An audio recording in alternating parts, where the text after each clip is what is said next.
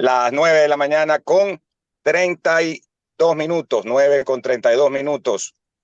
Vamos ahora sí a iniciar la charla. Antes que nada, bienvenido al doctor Ricardo Ron Vélez. ¿Cómo le va, mi estimado Ricardo? Buen día.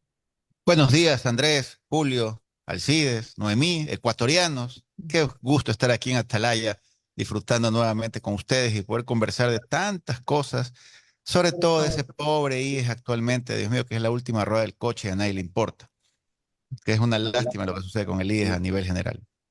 Oiga, pero a nosotros sí nos importa, a los afiliados, a los jubilados, a nosotros sí nos importa, sino Pero lo que que no sucede, decidimos ahí. pero lo que sucede es que ese es el problema, pues. A los afiliados sí les importa, a los jubilados, o sea, pero los que tienen el poder de tomar decisiones y de proceder a resolver los miles y miles de problemas del IES, no les interesa. Porque el IES es una papa caliente que tranquilamente, si no se toman decisiones contundentes de inmediato, va a desmoronarse muy próximamente. Y no es que yo sea apocalíptico, pero no soy yo el que lo dice el propio presidente del Consejo Directivo actual, Eduardo Peña, lo dicen los vocales. Bueno, el vocal de los trabajadores que de repente sale, don Richard Gómez, ayer dio una entrevista en otra radio, algo opinó, después vuelve a desaparecer un tiempito. La vocal de los empleadores, nadie sabe cómo se llama, pero lastimosamente el IES hay que lucharlo todos los días. Es más, el Ecuador debería parar una semana y solamente dedicarse a tratar el tema del IES el Ecuador entero, Asamblea, Presidencia de la República, Función Judicial, etcétera, etcétera. Claro, lo que usted dice es una gran verdad, que en el caso del IES nos preocupamos un día y de ahí 2 semanas, 3 semanas, nadie se preocupa. Otra vez un día, hubo un problema por ahí, una posible solución, hay tal inconveniente, la gente grita o protesta, hasta ahí nomás llega. Es decir, carrera de caballo y parada de burro. Pero requiere el país dedicarle el tiempo y dedicarle además una serie de soluciones para por lo menos que comience a enderezarse de este camino torcido que lleva tanto tiempo el Instituto Ecuatoriano de Seguridad Social y por supuesto también el BIES, que es pues, es el ente, el brazo financiero del IES, aunque jurídicamente es otra entidad, pero bueno, esa es la situación.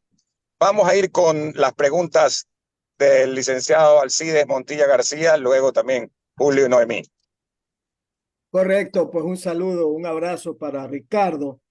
Vea, hoy 12 de marzo es un día clave porque en la Asamblea, el último día para saber qué va a pasar con estas reformas a la Ley de Seguridad Social que ha planteado un grupo de ciudadanos, entre ellos por nuestro amigo Henry Llanes, y que tiene que ver con cambios en los directorios del IES y del BIES. Más gente, con la particularidad de que en el caso del BIES hay como un número muy interesante de personas que representan ni siquiera a los trabajadores o a los jubilados o afiliados, a la otra parte. ¿Cuál es su análisis, Ricardo? Yo creo que aquí en algún momento hemos conversado con ustedes mismos las reformas que deberían hacerse al IES, a su composición de su consejo directivo. Y parece pues que don Henry pues ha fastidiado tanto que por fin la Comisión de lo Laboral y Seguridad Social de la Asamblea Nacional el día de ayer o la semana pasada, perdón, procedió a dar votación al informe de segundo debate que tendrá que ser presentado en el Pleno de la Asamblea Nacional cuando don Henry Croft así lo considere oportuno y necesario para que se dé la votación final de este proyecto de ley, donde va a haber unas reformas que son bastante importantes. Yo creo que cualquier reforma que se pretenda mejorar, pues recordemos que la ley orgánica del IES es de la época de las cavernas, pues, ¿no? Más o menos como el Código del Trabajo. Entonces hay muchas cosas ahí que están totalmente fuera de contexto y que deberían haber sido reformadas, no hoy, sino hace muchísimo tiempo atrás. Pero bueno, si hoy día la Comisión de lo Laboral ya tiene listo el proyecto, pues bienvenido y que los asambleístas puedan tomar la decisión que consideren pertinente y los bloques parlamentarios lo mismo. Lo más importante, voy a detallar de manera sucinta, pues didáctica, académica, las reformas que plantea pues este proyecto. Primero, va a cambiar notoriamente la composición del Consejo Directivo. Recordemos que el Consejo Directivo al momento del día de hoy tiene un presidente que es el delegado del presidente de la República, que preside el Consejo Directivo, ya, delegado a dedo, previamente calificado por la Superbancos, y dos vocales, el uno de los empleadores y el otro de los trabajadores, que actualmente es la ingeniera Mercedes Rodríguez, me parece, los empleadores, designada por las cinco fedecámaras del Ecuador: agricultura, comercio, construcción, pequeña industria, industrias. Y el vocal de los trabajadores, Richard Gómez, que viene auspiciado por la CUT, actualmente, pues con una serie de gremios más, eran 9 centrales sindicales. Ahí hubo un pequeño relajo, vino un amparo de protección y la justicia de Quevedo y de los Ríos decidió que el señor Richard Gómez tenía que quedarse como vocal de los trabajadores. Pero esta reforma que plantea el proyecto incrementa un vocal más de los afiliados, ¿ya? Lo cual me parece agradable, que los afiliados tengan 2 vocales en el consejo directivo. Incrementa un vocal designado por el Ministerio de Trabajo, de turno, ¿ya? No dice si debe ser bajo concurso, sino parece que es a dedo nomás del Ministerio de Trabajo, en virtud de la representación que considera el proyecto de ley de que deben tener las instituciones públicas del Ecuador como parte importante de la composición del Instituto Ecuatoriano de Seguridad Social. Entonces, el nuevo cuerpo del Consejo Directivo va a ser establecido por 5 vocales: un presidente, 2 vocales de afiliados, un vocal de empleadores y un vocal del sector público, digamos, designado por el Ministerio de Trabajo. Ya eso es un avance. En uno de los afiliados se considera también a los jubilados, por cierto. ¿Ya? No es que haya un vocal de los jubilados directamente designado por los jubilados, pero en la elección que se va a hacer, sí se considera a los jubilados para que participen activamente en esa decisión. Ahora, todas estas elecciones de empleadores y de afiliados, o sea, estos 3 vocales que he mencionado, deberán ser electos en votación universal, que ya está establecido actualmente en una ley reformada y que lastimosamente se convirtió en letra muerta porque el Consejo Electoral no ha tomado decisión al respecto, ni el IES ha enviado los benditos formularios, padrones, por decirlo de alguna manera, al Consejo Electoral para que organice esa elección. Entonces, esta ley refuerza el criterio, viabiliza de mejor manera esta situación y conmina y obliga al Consejo Nacional Electoral a que tome cartas en el asunto y convoque en algún momento, con requisitos que establece la ley, a la elección universal por parte de los 2 vocales del Consejo Directivo que representan a los afiliados y jubilados y por parte de los empleadores que también sean votados en votación universal. Entonces, me parece agradable. Adicionalmente a esto, el proyecto de ley establece que se tiene que considerar un nuevo delegado en el directorio del BIES. Esto es un delegado de los jubilados.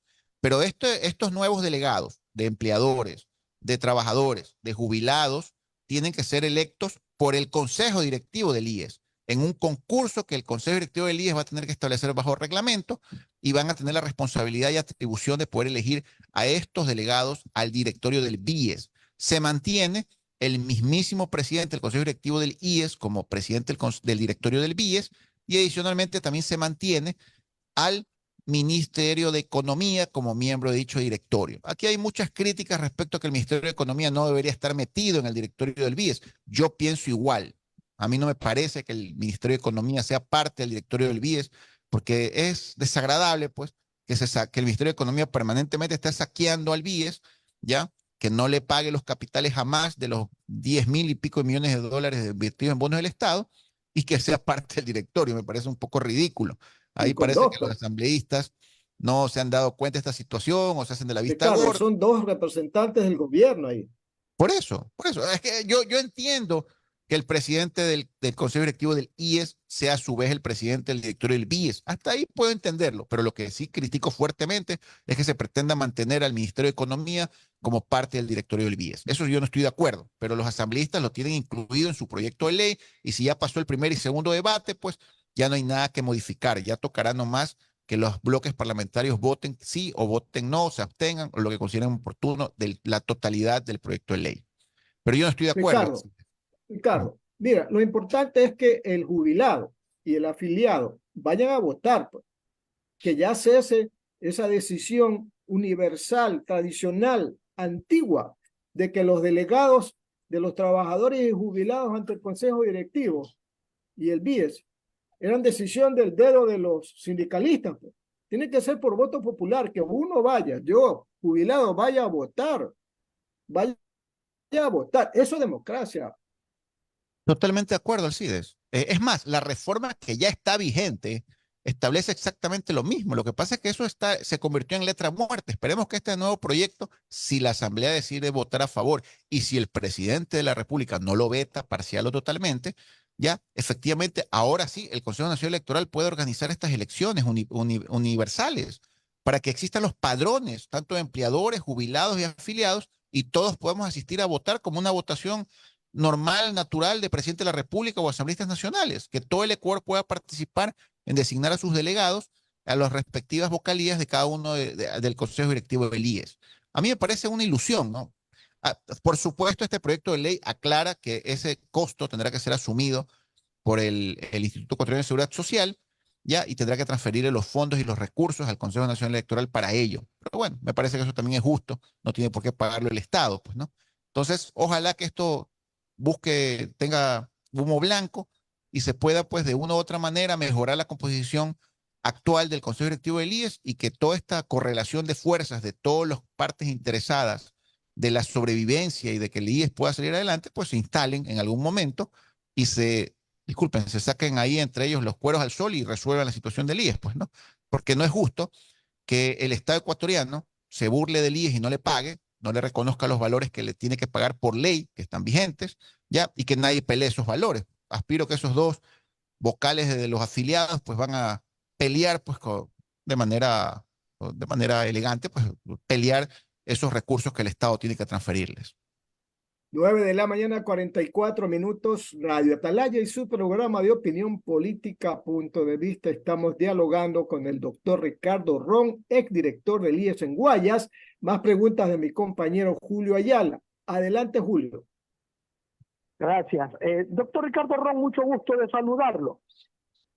Pero dígame una cosa, yo estoy de acuerdo en que el delegado o los delegados de los trabajadores sean elegidos por votación universal, directa, entre los afiliados y los jubilados. Perfecto. Pero no le veo ninguna mejoría a la integración de este directorio con dos delegados del gobierno y dos delegados al mismo tiempo del gobierno, ¿no? Porque el quinto delegado, que es el de los empleadores, siempre estará con el gobierno, porque tanto el gobierno como los delegados del sector privado son patronos. Los patronos siempre estarán en discordia con los trabajadores. Entonces el seguro social es de los trabajadores. Eso es lo que tenemos que hacerle entender al país.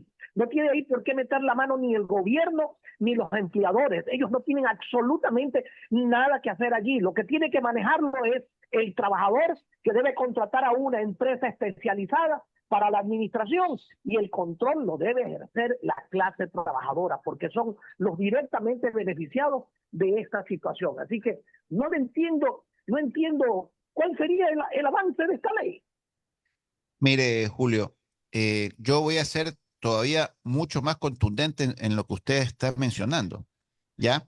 La ley que está vigente establece que una vez que se efectúe la votación universal, la presidencia del Consejo Directivo tiene que ser rotativa y de los 4 años de elección le da 1 año, 6 meses a cada uno de los vocales, ¿ya? Este nuevo proyecto de ley que estamos comentando en este momento, que tiene lista la Comisión de lo Laboral, ni siquiera menciona, pero ni en pelea de perros, menciona la posibilidad de que la presidencia sea rotativa.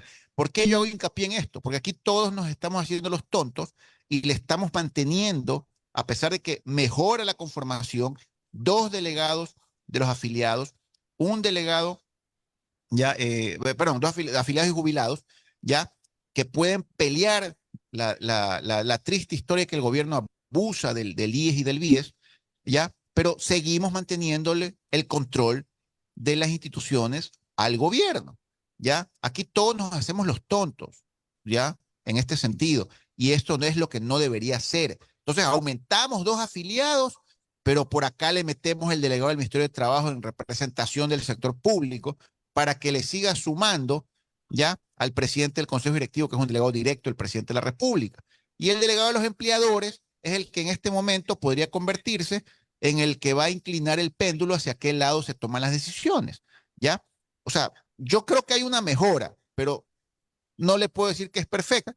Yo creo que el gobierno debería tener solo un delegado en este consejo directivo y un delegado en el directorio del BIES, y la presidencia debería ser votada como se hace en cualquier otra entidad, como el Consejo de Participación Ciudadana o como la Asamblea Nacional, que todos los componentes pues hacen una elección y definen a su presidente por periodos, ¿no? Para que no sea eterno. Pero en esta situación se nota que la Comisión de lo Laboral y Social y Seguridad Social de la Asamblea Nacional sigue pretendiendo mantener el control del gobierno en esta conformación nueva que se está tratando de votar. Doctor Ron, usted me dijo que iba a ser más contundente, pero usted es más vale conciliador, porque yo estoy planteando que nadie que no sea trabajador debe manejar el IES. Usted está pidiendo que muy bien que vaya uno de aquí, uno. No, señor, esto es de los trabajadores, el seguro social es para los trabajadores. El beneficiario directo de la seguridad social es el trabajador, no es el gobierno ni los empleadores. Ellos no tienen absolutamente nada que hacer dentro del IES, absolutamente nada. Ellos podrán, ahora resulta que los miembros del directorio del IES van a ser controlados también por el Congreso Nacional. Tremenda estupidez.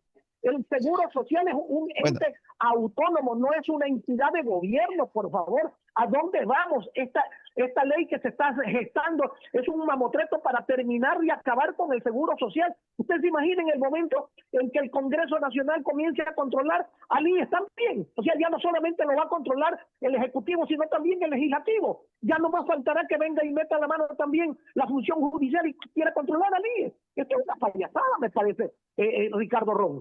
No, Julio, usted se me ha adelantado, porque otra de las cosas que yo iba a comentar este proyecto de ley es justamente lo que usted acaba de decir. Ahora son sujetos de control político todos los nuevos vocales del Consejo Directivo del IES, ¿ya? Y lo más gracioso es que el presidente de la República ya no va a poder designar a su delegado directamente.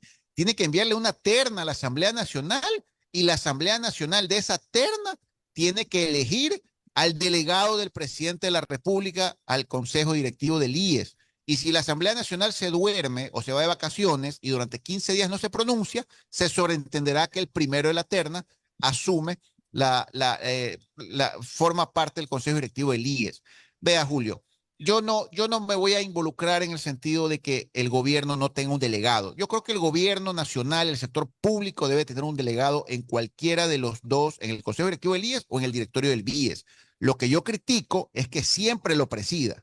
¿Ya? Yo insisto, a mí me agradaba muchísimo esa norma legal que está vigente, en el sentido de que debe haber rotación de parte de los vocales durante un tiempo predeterminado. Si son 5 vocales, bueno, que sean 8 meses o que sea un año, pero tiene que haber rotación. No tiene sentido, y comparto parcialmente el criterio con usted, Julio, de que siempre el gobierno presida ambos cuerpos colegiados, porque ahí está la trampa. El gobierno siempre va a tener cierto nivel de control por la capacidad que tiene al presidir ambos cuerpos colegiados, porque cuando usted preside los cuerpos colegiados, usted es el que pone los naipes sobre la mesa, usted es el que pone los puntos del orden del día, usted decide qué es lo que presenta, qué es lo que emociona para que los otros vocales decidan votar o no decidan votar. Entonces, eso no es justo, porque siempre el gobierno tiene esa herramienta, más allá de que si hay un empate, quien preside ambos cuerpos colegiales tiene la capacidad de dirimir a favor de su decisión, las decisiones de esos cuerpos colegiados. Oiga, otra cosa, Ricardo y Julio, que en el caso del BIES, si el Ministerio de Economía y Finanzas le debe, porque el que le debe al IES es el Ministerio de Economía, en representación del Estado. Y si además él es el que le vende los papeles, o sea, los bonos, como le quieran decir, no debería estar ahí, en ese directorio, pero veo que sí lo ratifican. Lo ratifican, Andrés, pero es que seamos honestos, a ningún gobierno, todos los gobiernos se llenan la boca de la autonomía e independencia del IES, del BIES, sí, pero todos los gobiernos le quieren meter mano al IES y al BIES, claro. La necesitan meterle mano, ¿ya? Y por un lado no le pagan lo que tienen que pagarle, y por otro lado los escuetos recursos que le quedan al BIES se los llevan, porque esos bonos que se adquieren, yo reconozco que tienen una tasa, que es una tasa buena de mercado, que pagan la tasa, pero nunca pagan capital. Los bonos del Estado gradualmente han seguido incrementando en el BIES de manera geométrica los últimos años, ¿ya? El portafolio del BIES, de paso, la reforma legal también pretende que el BIES se convierta en banca de primer piso, ojo, ¿ya? O sea, lo vamos a Eso fue convertir en la negado. nueva CFN Eso fue de la negado. institución. ¿Cómo? Fue negado por la comisión. Tendrá que pasar al pleno, pero eso de que el BIES se convierte en banca de primer piso fue negado, Ricardo. Fue negado, porque yo lo leí Fue en parte del negado. proyecto de ley. Bueno, me alegra que lo hayan negado. El Sí, BIES fue tiene que negado. seguir siendo una banca de inversión y punto. Absolutamente nada más. Me parece un absurdo convertirlo en primer piso. Lo que sí está establecido, ya que seguimos, vamos de coles a nabos, es que el proyecto de ley contempla ya una norma legal que le permita al IES recibir acciones o activos de parte del Estado para cubrir deudas. ¿Quién dice que a lo mejor el Banco del Pacífico termina también en poder del IES, mi estimado Julio de Alcides y Andrés, pues, ¿no? Ya. Bueno, Ricardo, pero concretemos una situación. Lo único que esta ley va a lograr, lo único que va a lograr es que haya otro organismo más que le meta la mano al pobre Seguro Social. Y ese otro organismo que le va a meter la mano se llama Congreso Nacional, con todo el desbarajuste que significa esta institución, donde habrán apetitos voraces para saquear más aún todavía al pobre IES. Y entonces el avance es un verdadero retroceso. El único avance que se debería dar en la seguridad social es entregarle el seguro social a los trabajadores y que a su vez en la ley se establezca que los trabajadores contratarán una empresa de carácter internacional especializada en el manejo de esta clase de instituciones para que le responda ¿a quién? A los trabajadores, no ni al Congreso ni al presidente de la República, que no tienen nada que hacer en la seguridad social, que lo único que han hecho hasta el momento es perjudicar al seguro social y llevarlo a la quiebra, especialmente cuando el señor Correa dijo que todos los familiares tengan que ser atendidos también hasta con medicinas y con atención médica sin aportar con un solo centavo. Ni siquiera le pagan al Seguro Social lo que el Seguro Social brinda como servicio médico. Esto es un verdadero desbarajuste. Y yo no sé dónde está la clase trabajadora, no sé dónde están los señores de las centrales sindicales, no sé dónde están los señores de UNES que no hablan ni una palabra al respecto y están permitiendo que ahora el propio Congreso le meta la mano también, ya no solamente el Ejecutivo, sino el Congreso le meta la mano al Seguro Social. Esto es una infamia verdaderamente. Bueno, por eso, Julio, yo aplaudía la iniciativa de don Henry Llanas, porque él es un llanero solitario que se ha venido fajando durante años, saliendo a los medios de comunicación, haciendo talleres, exponiendo las No, se ha situaciones del recogido IES, firmas. Se ha ya recogido recogió firmas, firmas. O sea, realmente él merece Ricardo. un reconocimiento porque ha movido un poco el elefante. Pues no, a ver si el elefante un poquito genera, rompe algún jarro, alguna lo que sea, pues para poder mejorar el IES. Yo creo que esta norma, este proyecto de ley tiene algunos avances, pero definitivamente yo no puedo considerarme satisfecho. El IES está en una situación escandalosa, espantosa. O sea, ya no encuentro palabras para calificar la situación del IES, ¿ya? Y de repente, pues, un día, como decía Andrés al inicio de la conversación, pues, un día nos acordamos del IES, lo debatimos y al día siguiente ya no nos acordamos del IES y el IES sigue hundido, ¿ya? Es una pena lo que está pasando. Yo lo vi, quiero hacer una referencia muy importante al doctor Roberto Gilbert. El doctor Roberto Gilbert ha hecho críticas muy, pero muy ácidas Y puntuales, y ¿no? puntuales a la situación particular del IES. El doctor Roberto Gilbert, pues, es un caballero, es propietario de una clínica prestigiosa de Guayaquil, ya es un poco acelerado, pero lo que ha dicho es estrictamente lo correcto. Yo voy a explicar lo que pasa en el IES, porque ni siquiera el presidente del Consejo Directivo lo ha explicado, el actual Eduardo Peña, a quien no tengo el placer de conocerlo, por cierto, no es mi amigo, ¿ya? ¿Qué es lo que pasa en el IES? El IES antes tenía regionales independientes que recibían la información de los prestadores externos, la auditaban, ¿ya? Después liquidaban, pedían factura y pagaban.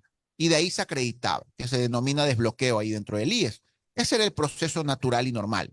El ingeniero Alfredo Ortega Maldonado tuvo una idea que en un principio parecía una idea agradable, pero terminó siendo un embudo terrible. ¿Cuál fue la idea? Concentrar y generar un embudo de auditoría de todas las atenciones nacionales con una empresa en Quito, ¿ya? Entonces, ¿qué es lo que sucede? Contrataron a la ESPE, que es la empresa de Politécnica del Ejército, ¿ya? Para que efectúe estas auditorías.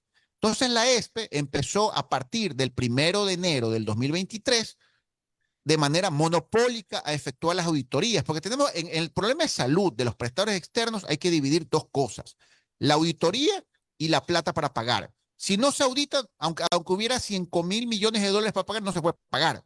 Entonces hay que dividir el problema. Primero tenemos que auditar y después tenemos que ver cómo se paga y de dónde sale la plata.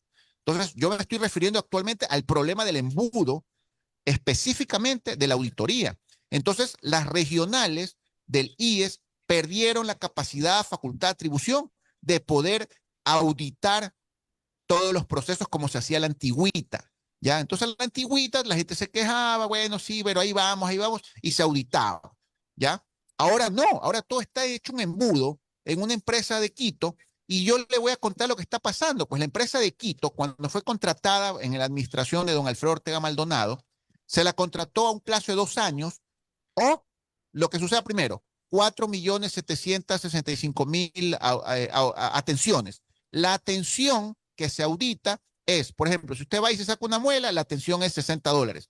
Si a usted le da un ataque al corazón y le dan de alta después de estar en la clínica entubado durante 30 días, eso es una atención. Claro, una atención de $60, la otra atención de 80.000. Ya, pero eso es una atención.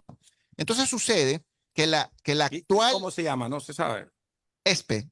Es de la Escuela Politécnica sí, del Ejército. Del Ejército, ya, okay. Sí, obviamente la ESPE es una pantalla, atrás hay otra gente, ¿no? O sea, hay otros que operan. Sí, pues o sea, la ESPE es una pantalla para aprovechar y abusar del régimen especial, pues, ¿no? Que es en este país nadie reforma los regímenes especiales de la ley de construcción pública.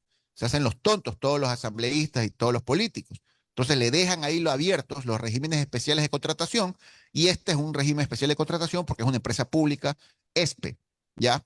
Entonces esta ESPE, que ya está casi al filo de cumplir el requisito sine qua non para terminar el contrato de manera legal, que son las 4.700.000 y pico atenciones, no entrega las auditorías efectuadas porque está extorsionando ya al IES en el sentido de que le renoven el contrato, le hagan un nuevo contrato, si no, no entrega. Entonces, Ricardo. Sí, siga, sí. Para proseguir con las preguntas también. Correcto. Entonces, lastimosamente, el IES está paralizado porque no puede avanzar con las auditorías porque la ESPE no entrega la información y no se resuelve el problema. Eso es lo que Roberto Gilbert trata de explicar, pero que no lo dice de manera más contundente, ¿ya? Entonces, hay un problema económico, no hay recursos ni suficiente dinero para pagar a los prestadores, pero no podemos entrar a discutir eso mientras no terminemos de discutir el problema bendito de las auditorías de las atenciones de los prestadores externos. Noemí Ceballos. Muchas gracias, Andrés. Sí, yo coincido porque es que aquí echa la ley, echa la trampa y entiendo también, no me consta, pero supongo de que si existen auditorías es porque en algún momento identificaron que dentro de las liquidaciones que se estaban haciendo de los prestadores privados también había pues mucho costo inflado o habían cosas que ni siquiera en realidad se utilizaban, ¿no? Entonces por eso nació la necesidad en su momento de tener estas auditorías por los prestadores privados. Pero en esa línea dos preguntas, ¿hasta qué punto el IES debería de a su vez contratar a prestadores externos por falta, digamos, de recursos? Esas faltas de recursos son porque la capacidad instalada está ocupada al 100%, lo cual no creo que sea necesariamente el caso, o más bien es por falta de recursos, pero falta de recursos porque también no hay un control. O sea, a mí me parece un poco descabellado el pensar de que si un hospital, vamos a poner ejemplo, el de Ceibos, tiene asignado tantas jeringas, tanta paracetamol, no existe un control de inventarios en donde haya justamente esa verificación de cómo se ocuparon los insumos, porque lo que es conocido es que hoy día estos insumos los toman y alguien más los revende o simplemente no los terminan utilizando dentro de los pacientes. O sea, es decir, ¿qué plan hay para empezar a controlar eso? Porque es verdad, podemos crear leyes, podemos poner personas en el consejo, etcétera, etcétera, pero si en la práctica, en el día a día, no dejan de haber ese tipo de actitudes, no vamos a solucionar nada. Bueno, Noemí, vamos a utilizar la frase círculo vicioso. Los prestadores externos son un mal necesario. Disculpen, señores prestadores, no los quiero calificar un mal necesario. Ya voy a explicar por qué. Los prestadores externos son necesarios para cubrir las deficiencias del sistema hospitalario propio del IES. Es así de sencillo. Entonces, lastimosamente, como el sistema no funciona, tiene gravísimos problemas. Hay un permanente cambio de gerentes en todos estos, incluso con influencias políticas de por medio, ¿ya? Esto ocasiona que lastimosamente haya que recurrir para salvar vidas o para curar enfermedades a los prestadores externos. Ya, yo creo que los prestadores externos prestan un servicio fantástico. Por ejemplo, Andrés, tú no me vas a mentir, el trabajo cardiológico del doctor Roberto Gilbert en la clínica Gilbert, con Es todo respeto, fantástico. es uno de los mejores del Ecuador. Sí, sí, sí. Entonces, Él y entonces, están varios galenos con él. correcto. Entonces, si el hospital Teodoro Maldonado Cargo de Guayaquil no tiene tanta trascendencia, tanto prestigio, o sea, derivemos o la enfermedad cardíaca es tan grave que realmente el Teodoro no tiene la capacidad de cubrir o salvar una vida, Ujú. derivémoslo pues a la clínica Gilbert, Las ¿ya? especializaciones, sobre todo. Por especializaciones. Claro. En el tema de cáncer, ¿ya? En el tema de cáncer, Solca. por ejemplo, el Teodoro Maldonado Carbo solo tiene un acelerador lineal. El acelerador lineal es el que sirve para hacer los tratamientos Ujú. de radiológicos, si no me equivoco. Solca tiene 4, ¿ya? Entonces es imposible que el Teodoro, sin hablar del problema de los quirófanos, que ahí solo se trabaja de 8 a 4 y que en el Solca trabajan de 6 a 9 de la noche, ¿no? O sea, pero eso, vamos, eso no vamos a entrar a discutir ahorita. Entonces, la cantidad de pacientes del IES cancerístico con cáncer, con enfermedad de cáncer, lastimosamente el Teodoro Maldonado, que es el único hospital en Guayaquil, con el Andrade Marín y el de Cuenca, el José Carrasco, Ujú. que tienen capacidad de tratar pacientes con cáncer, no se abastece, ¿no? Es necesario recurrir a Solca, ¿ya? Ok. Hay muchos temas de trasplantes que solamente los hace la Junta de Beneficencia. Ya el Teodoro Maldonado ha empezado con estos procesos. Entonces, si hay una serie de Y servicios, se ayuda al afiliado en esa parte. Claro. no se ayuda al afiliado, le salvamos la vida al afiliado, que es mucho Correcto, más grave. es más Entonces, serio. yo sí creo, ahora, yo puedo discutir que yo tenga que derivar Derivar por para calzar paracetamol. una muela, Exacto, ¿ya? a eso Y que iba. yo no tenga un servicio odontológico en el Teodoro Maldonado. Eso sí, Eso. por favor, eso es absurdo, Eso ¿ya? porque la especialización coincido ¿Ya? totalmente. O Así sea, es. si hay capacidad instalada en otro servicio ¿Ok? que el privado, efectivamente. Por ejemplo, el Hospital de los Cebos es un hospital muy grande, pero el Hospital de los Cebos no trata cáncer, Ujú. no trata enfermedades difíciles, solamente es el Teodoro Maldonado, ¿no? Y con muchas dificultades.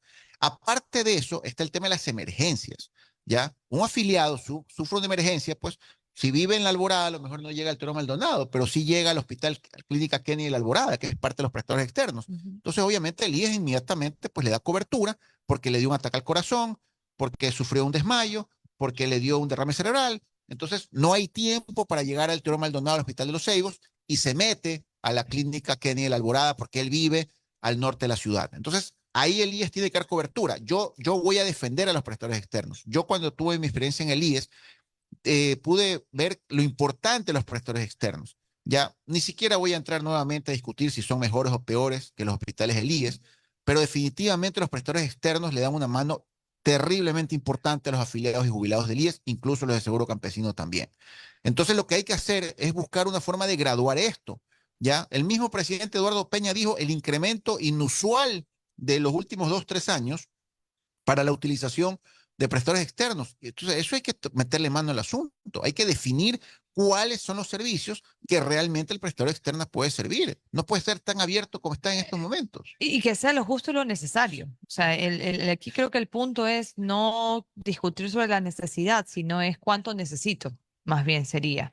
Algo muy importante, Noemí, Ujú. cuando tú inicias un proceso, por ejemplo, en el Interhospital, que es prestador externo, ya esa persona afiliada o jubilada se queda clavada en el Interhospital casi hasta el final de sus días, por sus tratamientos, por sus terapias, por sus visitas, o sea, ya no regresa al IES, Ujú. ¿ya? Yo no estoy de acuerdo con eso, eso está establecido en la norma, pero, por ejemplo, una persona que sufre un percance y es tratada de un prestador externo, después debería regresar al hospital del IES a seguir sus tratamientos, pero primero tenemos que enfocarnos en la calidad de las propias instalaciones del IES.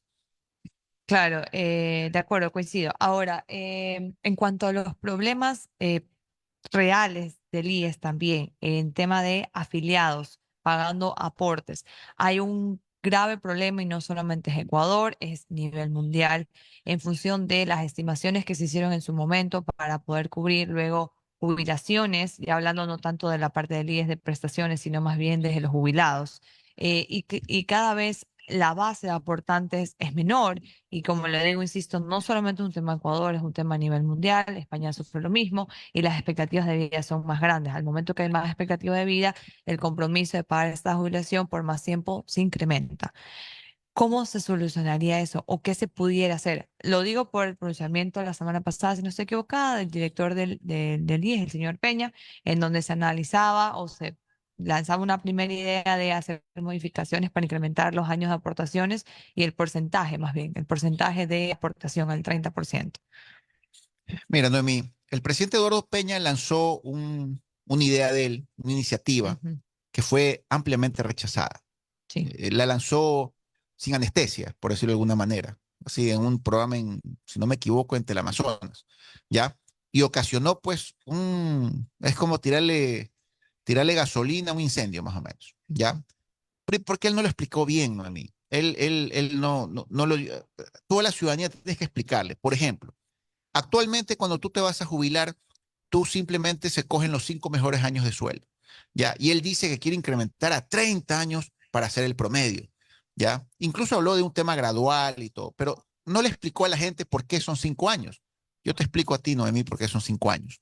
Acuérdate que este país vivió un trauma gravísimo cuando pasamos a la dolarización y se ocasionó lo que se denominó vulgarmente un desagio, ¿ya? En donde toda el dinero, el sucre, se hizo polvo en relación al dólar. correcto. Entonces, Noemí, si tú cogías y promediabas, por ejemplo, en el 2005, 2008, promediabas los 30 años de aportación, ya tu sueldo de $320 mínimo en aquella época, lo ibas a dividir y a promediar con un sueldo de $2, que eran lo que representaba en sucres. Claro. Es más, Eduardo Peña, cuando habla de 30 años, está equivocado, porque si yo tiro del 2024 hasta el año 1994, ya yo a un trabajador le voy a promediar sus sueldos con el sucre del año 94, el año 95, el año 96, el año 97, 98, voy a hacer polvo, pues, ese promedio. A mí me parece razonable que nosotros cojamos el 2024 y promediemos hasta el 2004. Y de ahí en adelante, año a año, vayamos aumentando, pero que usemos de referencia ya una etapa de dolarización del Ecuador. Eso es lo que Eduardo Peña no ha explicado. Porque todo el mundo se queda preguntando, ay, pero qué horror, ¿por qué usamos los 5 mejores años? ¿Por qué no usamos los 30 años de aportación? Pero es que hay que explicarle a la gente, ¿ya? El problema es que no podemos usar un promedio que sería totalmente injusto.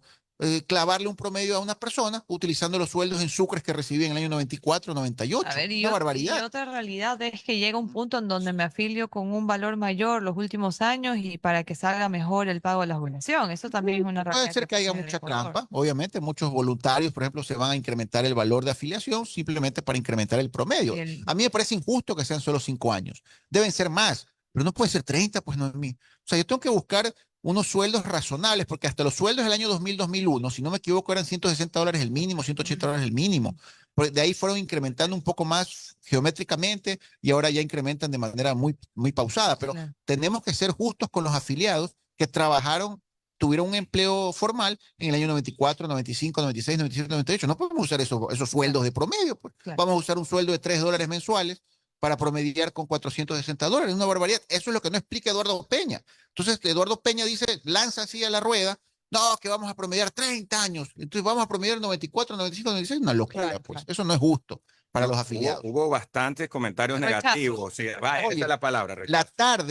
tarde de esos días de las declaraciones salió la Comisión de lo Laboral y Seguridad Social, donde todos sus miembros firmaron un comunicado a la ciudadanía, donde ellos no iban a participar, que ni sueñen Ah, que ellos sí, iban a la participar, comisión salió de que la ni sueñen asamblea. que ellos iban a participar con ese tipo de reformas que proponía y planteaba pues el presidente Eduardo Peña actual. Ahora, yo creo que hay que tener también un poquito como decía, de escuchar y analizar bien, porque lo que yo sí tal vez coincido es en el revisar la fórmula con la que se está haciendo esa provisión de la jubilación patronal, porque es totalmente, creo que ya hoy día desactualizada. Es desactualizado. Es totalmente desactualizada. La expectativa de vida ha cambiado y al momento que se hace eso, simplemente se están generando más problemas porque estoy cobrando una aportación en función de algo que no me va a alcanzar.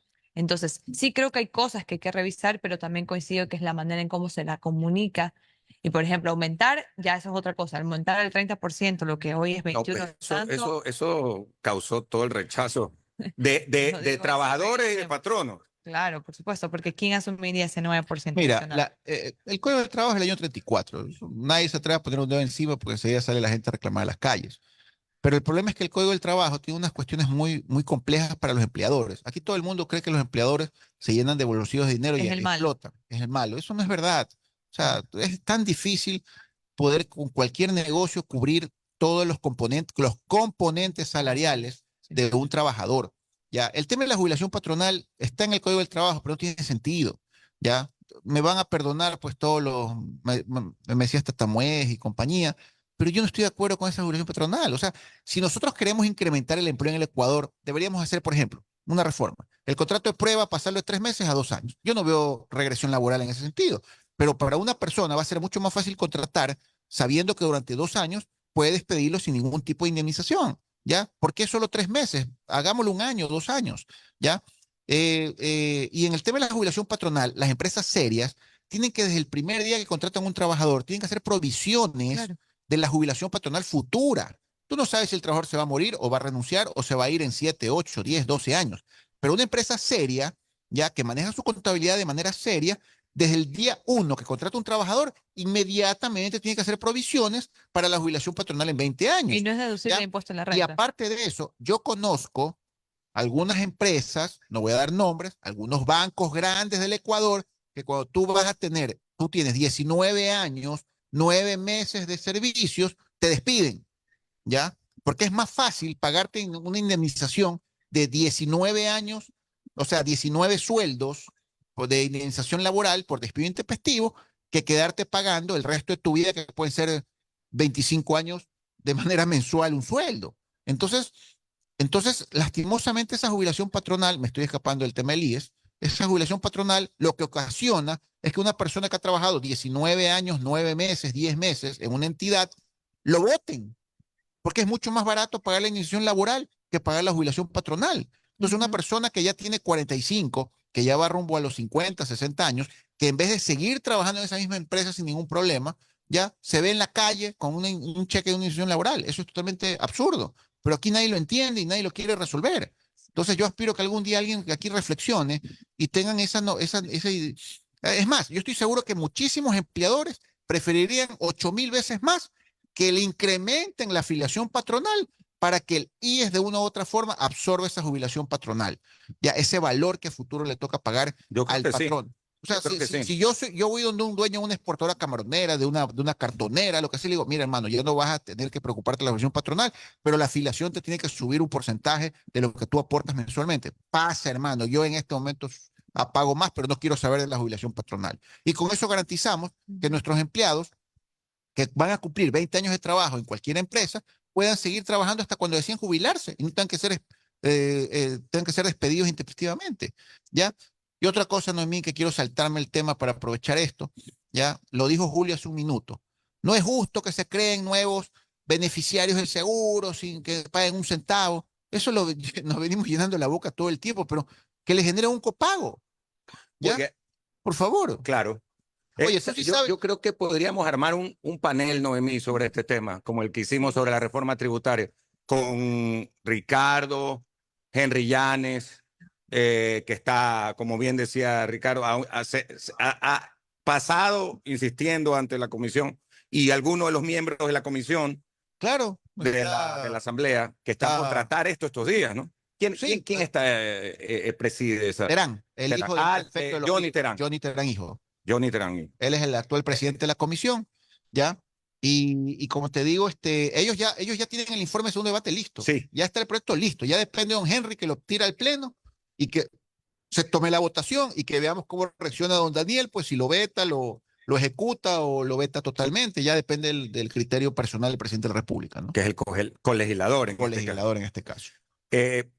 Yo quería agradecerle al abogado Ricardo Ron con una última inquietud breve. En el caso de las pensiones jubilares, decía el otro día, no recuerdo si era el mismo Eduardo Peña o quien decía, nosotros pagamos al día las pensiones jubilares. Bueno, ese es el deber, pues, no es un favor para los jubilados, pues. Sí, porque Es como cuando el presidente de la República sacó un comunicado de la SECOM hace unos par de meses atrás donde decía que hemos pagado al día el sueldo de diciembre. sí, claro. Entonces O yo sea, creo no, que eso no es noticia, pues, no, ¿no? no, no, no, ni Ya. algo como para decir gracias, felicitación. Para que la gente salga a las calles y le agradezca. Gracias por pagar nuestros sueldos al día. Dentro de eso, tú me contaste hace mucho tiempo algo que es importante, y es que, y el otro día lo tocaba aquí, me parece que Jorge Watt, eh, que cuando somos afiliados no se aporta en los décimos, Ujú. pero al momento de jubilar, Bueno, ahí sí. Jorge y yo siempre hablamos de esto, lo planteamos mil veces, porque a mí no me parece justo que se incrementen las aportaciones de los afiliados, ¿ya? A mí no me parece tampoco justo que se consideren solo 5 años los mejores sueldos, lo acabamos de discutir aquí con Noemí, contigo, Andrés. Debería ser como mínimo 20 años ahorita, desde el 2004 al 2024, y de ahí se vaya incrementando hasta llegar a los 30 años, ¿ya? Porque para no coger los sucres, es absurdo, Sí. ¿ya? Pero Eduardo Peña, pues, obviamente, pues se va por lo más fácil, incrementar las aportaciones, pues, ¿no? Para poderle pagar a los Claro, jubilados. es que eso es lo más futuro. fácil. Además que Entonces, tienes 3.000 empleados, es una cosa también, pues, ¿no? no, eso es lastimosamente es vergonzoso.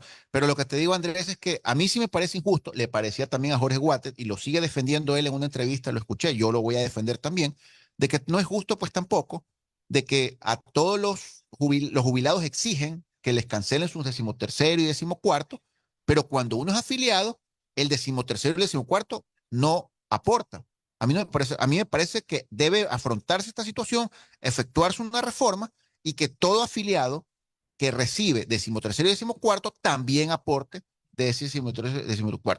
Y después de eso, hacer un estudio actuarial para analizar si realmente, una vez que se generan esos nuevos ingresos, el Seguro Social necesita un incremento de aportaciones, ¿ya? Porque eso a mí sí no me parece justo. Si yo estoy ganando una remuneración mensual y recibo 13º y 14º, me va a doler, obviamente me va a doler que yo de ese 13º y 14º yo tenga que aportar al Seguro Social. Pero si yo soy jubilado y también voy a recibir 13º y 14º, bueno, cuando sea jubilado me voy a alegrar de haberlo hecho, pues porque me va a encantar recibir mi 13º y 14º. Pero sí lo recibe. Claro que lo reciben, pues, Claro. jubilados. Pero es Por que lo está supuesto que lo reciben. asumiendo el aportante Lo asu- actual. Correcto. Básicamente. Es un tema de flujo. Siempre va a haber un desfase, Hay porque un no desfase. estás generando un aporte respecto a ese valor que sí lo estás entregando. Entonces, el afiliado activo cubre. Cubre, digamos, actualmente ese valor, por así decirlo, pero siempre va a existir ese desfase. Claro, nosotros tenemos 12 sueldos al año que son los que cubren la futura aportación, el futuro pago al jubilado. Incrementaremos a 14 sueldos al año, ¿ya? Para cubrir al jubilado. Yo creo que es un incremento importante, porque sería más o menos casi que el 15% incremento para la recaudación del IES. Y una vez que se dé ese incremento, ahí sí entramos a hacer un estudio actuarial y ahí sí entramos a definir cuánto más se podría incrementar el aporte, si es necesario incrementar el aporte. Pero, ¿qué es lo que sucede con Eduardo Peña? Y vuelvo a decirlo, perdóneme, Eduardo, si me está escuchando. Yo no lo conozco, no tengo el placer de ser su amigo. Yo sí lo conozco, ¿ya? Eduardo. Pero me parece un poco irreflexivo que usted haya ido a una entrevista y haya dicho que vamos a coger 30 años para el mejor sueldo y vamos a incrementar el aporte del 20 y pico al 30%. Casi que una opinión personal, casi. Claro, o sea, y que ya va a mandar la reforma a la Asamblea, que lo va a mandar en 4 meses. Eso generó un incendio, pues, a nivel nacional, pues, donde, como digo, yo soy un pobre tonto, yo soy un ciudadano cualquiera, pero salió la Comisión de lo Laboral y Seguridad Social a negárselo en la tarde, pues. O sea, ni mande esa reforma acá que ni se la vamos a tratar, ¿ya? Porque la verdad que fue demasiado intempestivo, fue irreflexivo, no fue explicado. Para uno tomar este tipo de medidas, Andrés, hay que hacer una campaña comunicacional, pues, de medios de comunicación todos los días, radio y televisión, donde se le explica al ciudadano, al afiliado, al jubilado, la situación del IES y donde se le hace entender y comprender las decisiones que lastimosamente toca tomar. ¿Ya? Muy bien.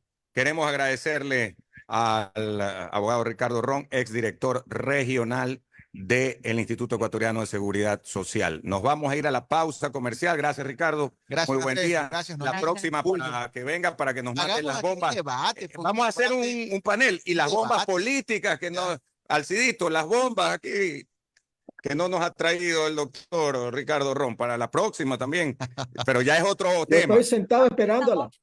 Usted está esperando las bombas, ¿no? Yo lo estoy Política. sentado esperando aquí con paciencia las bombas políticas de Ricardo Ron. Claro, pero No se preocupe que el 1 de abril le cae una bomba encima terrible para los ecuatorianos. ¿Ya? ¿Qué más quieren? Pues?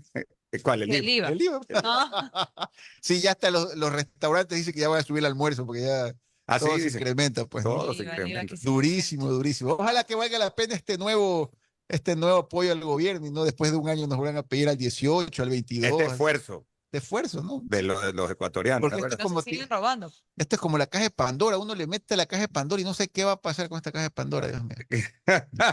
Muy bien. Es como tratar con balde llenar el océano, más o menos. Claro, o cuando le pone aire a esas llantas con caliche. Claro, sí, igual. Se Es sale. por gusto. Sí. O sea. Claro. Muy bien, vamos a hacer una pausa. Es con 22 minutos, 10 con 22. Ya volvemos en un momento.